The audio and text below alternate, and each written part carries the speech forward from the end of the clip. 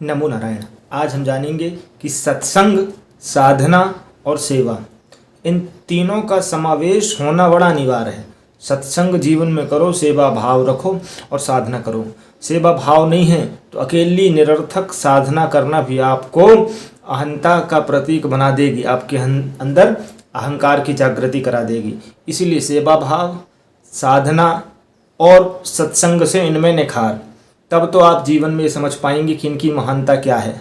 आपने इतना तप किया, इतना जप किया, आपके अंदर अहंकार की उत्पत्ति आ जाएगी, क्योंकि सृष्टि की रचना ही अहंकार तत्व से हुई है।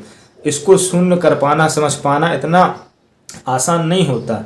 इसलिए इन विषयों को समझें। जब तक आप उदासीन हैं, उदासीन का भाव है, तो आप सेवा नहीं कर पाएंगे। निर्मल भाव होंगे तो आप सेवा कर पाएंगे। अब जब निर्मल भाव होंगे तो सेवा करेंगे। आपकी साधना की परख सेवा ही है। साधना की परख आपकी सेवा भाव से ही दिखती है। जब आपके अंदर सेवा भाव आ जाएगा तो साधना दिख जाएगा। ये ज्ञान कहाँ से मिले? ये ज्ञान मिलता है सिर्फ और सिर्फ उत्तम सत्संग से, उच्च व्यवहार से, उच्च विचारों से ये ज्ञान।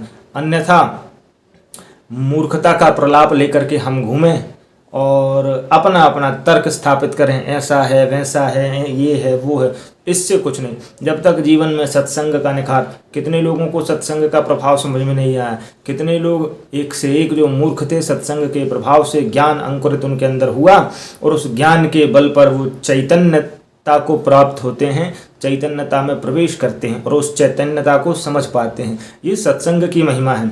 इसलिए जीवन में जो कुछ प्राप्त होता है सत्संग से, बिनु प्रयास होई भवभंगा। कब?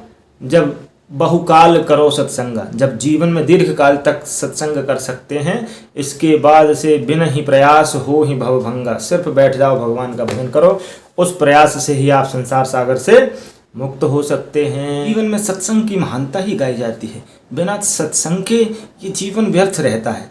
मानो हमने सत्संग नहीं किया, हमने जीवन में कुछ भी नहीं किया। कष्ट आएंगे, दुख आएंगे, पर बिना सत्संग के प्रभाव से जीवन वीरान हो जाता है। सत्संग विहीन पुरुष शून्य विवेक की श्रेणी में आता है। इसीलिए जीवन में सत्संग की महिमा को जानें, सत्संग की महिमा को समझें। बिना सत्संग के जीवन में कुछ भी प्रभावहीन नहीं हो पाता। ज्ञान भी यद्यपि है तो बिना सत्संग के उसमें निखार नहीं आएगा। यदि ये बातें समझ में आएंगी तो जीवन में हम सत्संग की महिमा को बड़ी अच्छी तरीके से समझ पाएंगे। कितना भी हमारे अंदर ज्ञान हो, यदि सत्संग के बाद उसमें निखार नहीं आया, जब तक सत्संग का रंग उसमें नहीं प्रवाहित होगा, तरंगें प्रवाहित नहीं होंगी, तो वो ज्ञान हमारा निखरेगा नहीं और अधूरा ज्ञान हमको सिर्फ विनाश की ओर ले जा सकता है।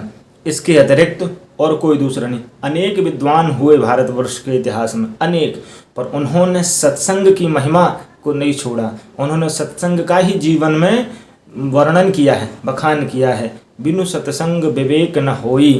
कितना भी आप कुछ कर ले, बिना सत्संग के आप विवेकवान नहीं हो सकते।